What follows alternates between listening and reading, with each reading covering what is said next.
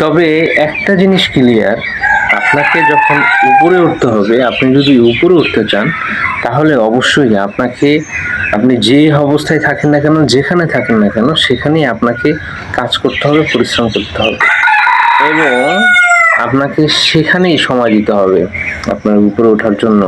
তাহলে আপনি যদি মনে করেন যে না, এখন এটাতে সমস্যা হচ্ছে, পরে করব, আমি একটু পরে সময় দিব, বা এত তাড়াহুড়ার মধ্যে কি হবে, এইটা এখন না, পরে করি, বাদ দেই, বা এই যে অজুহাতগুলো যদি ব্যবহার করেন, তাহলে কিন্তু কখনোই আপনি উপরে উঠতে পারবেন না।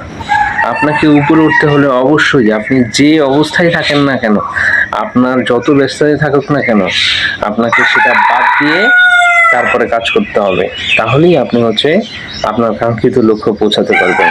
কথাটা যদি বিশ্বাস না করে থাকেন, তাহলে আর কিছু বলার নেই। আর যদি বিশ্বাস করে থাকেন, তাহলে অবশ্যই ট্রাই করবেন, আর ট্রাই করে আপনি আপনার লক্ষ্যে পৌঁছাবেন। ধন্যবাদ।